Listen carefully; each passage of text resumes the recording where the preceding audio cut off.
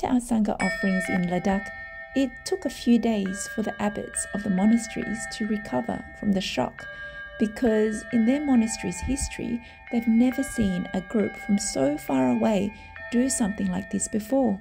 Now that's truly unique.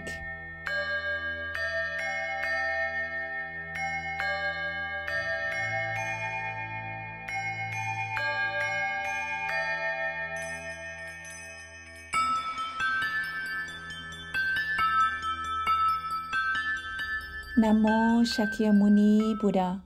Dear Venerable Monks and Nuns, dear lay friends, in the blink of an eye, the 11-day pilgrimage and Sangha offering trip in the rugged high mountains of Ladakh, India is over.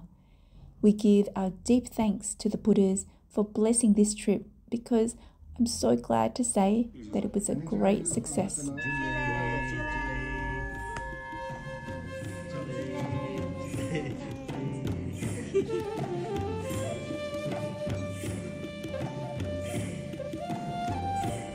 In this video, I have so many wonderful reflections to share with you, but first, here are some facts about the trip.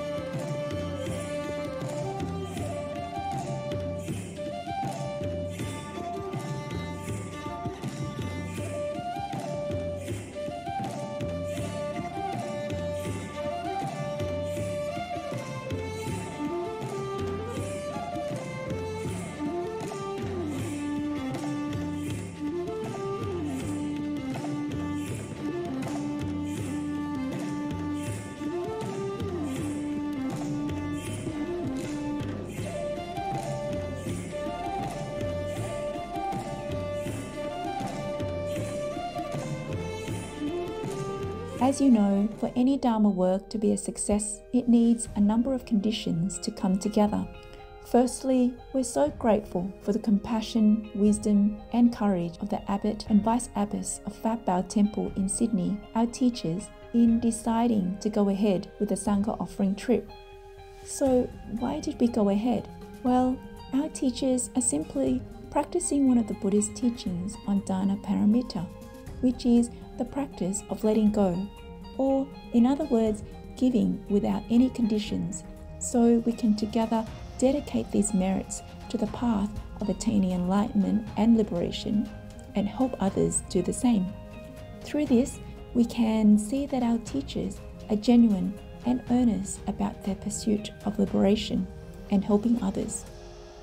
Of course, as with any trip, this trip wasn't without its challenges, but it was admirable to watch the compassionate leadership shown by our teachers, especially by my master, Venerable Giác in dealing with the various challenges in such a smooth manner, from managing the distribution of a large amount of money to managing the health of other members and of herself in a high altitude environment. Secondly, in just 2 short months, we were able to reach our offering target to support the venerable monks and nuns in India, thanks to the great enthusiasm and sincerity of the Pháp Bảo lay community. To me, this demonstrates how earnestly our entire lay community practices the Buddhist teachings and how dedicated they are in serving the Triple Gem. I think these members are not necessarily rich in material possessions, but they're definitely rich in their mindset to understand the value of supporting a Sangha community. Thirdly, we were so lucky to have a kind-hearted, dedicated, and experienced tour guide in India who responded to our teachers' requests and worked with them to plan the Sangha offering trip so efficiently. Thanks to his good relationship with the Sangha community in India, our tour guide was able to connect with the right people to effectively bring together the Sangha members, because May is a month of Vesak, so the Sangha members are usually scattered to give blessings in Dharma talks to the villagers. So it took great commitment and coordination to bring the members together in one place, and our tour guide was able to find the right help to do this. Hats off to him. Supporting the tour guide was an experienced person with a big heart who enthusiastically took care of the group and helped with everything from booking hotels, flight tickets, transportation, exchanging money, etc. We just couldn't have done it without them. I'd like to send a lot of love and gratitude to our talented tour guides.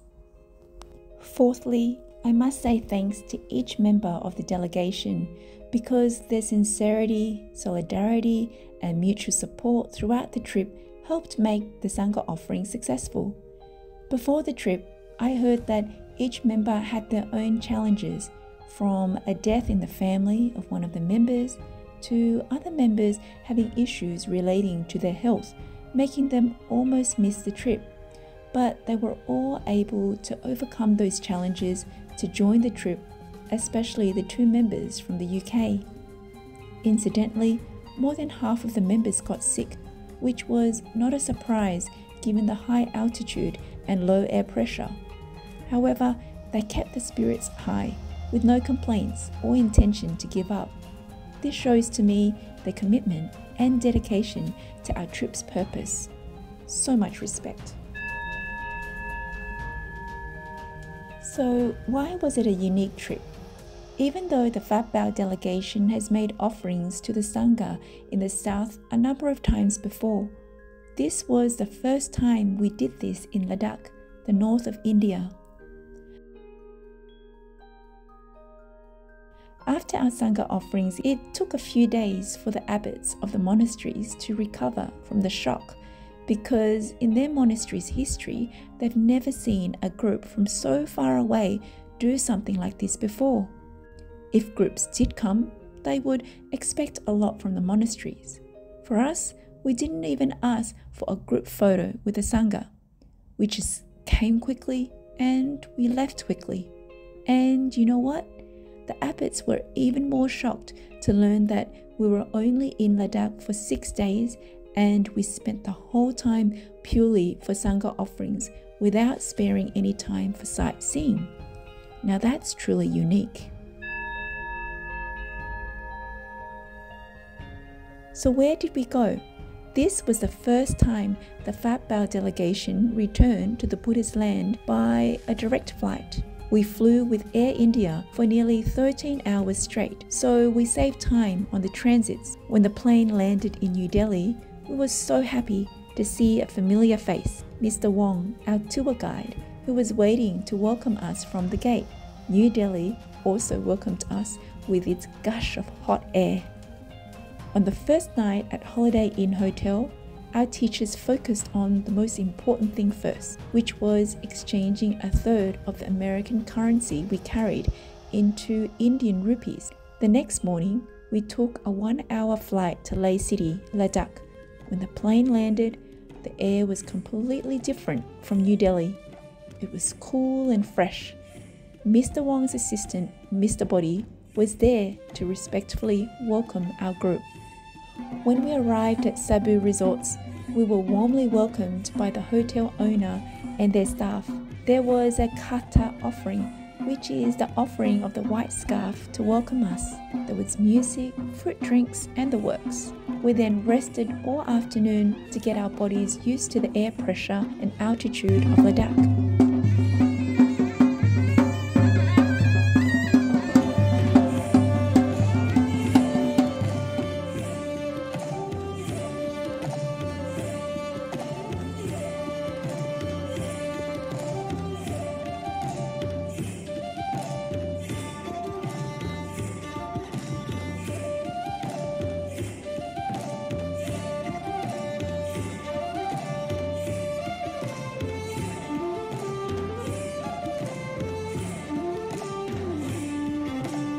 That night, we got to work straight away under our teacher's guidance. We focused on putting 2,500 rupees, that's about 50 Australian dollars, into the first 900 envelopes to prepare for the Sangha offering over the coming days.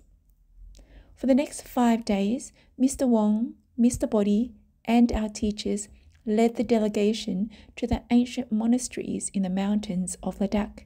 Can you believe they were built at least 600 to 1,000 years ago? After our teachers made offerings to the monastery, each of us then respectively offered an envelope to each of the venerable monk or nuns sitting in the main hall, who were chanting prayers and giving blessings to our delegation. Everyone was so happy to do this. We can see this through the smiles from ear to ear on each person's face. As for me, I particularly took my time to mindfully gift each venerable monk or nun with the envelopes. It was such a humbling experience.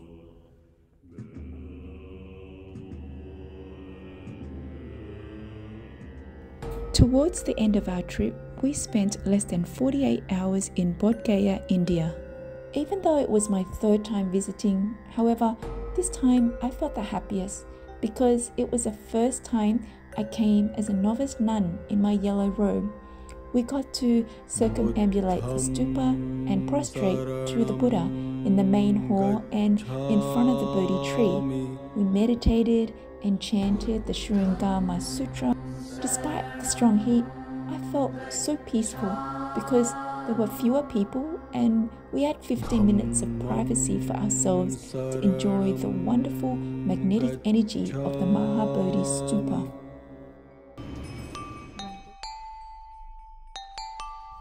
It was indeed a meaningful trip with many incredible miracles. I think I can speak for everyone when I say that we feel very fortunate to be able to join our teachers and the Phát Bảo delegation on this pilgrimage and Sangha offering trip in Ladakh. I want to extend a heartfelt thank you to our teachers, the tour guides, the Phát Bảo lay community, the Phát Bảo delegation, and all the people we had a chance to meet on the trip. We feel so inspired by the venerable monks and nuns who are practicing in such a harsh climate. We vow to diligently practice the Buddha Dharma and follow the compassion, wisdom, and resilience of the teachers before us and our teachers who have been and are walking on the path of enlightenment and liberation. May the merits of the pilgrimage and Sangha offering trip be dedicated to the enlightenment of all sentient beings. Namo Shakyamuni Buddha.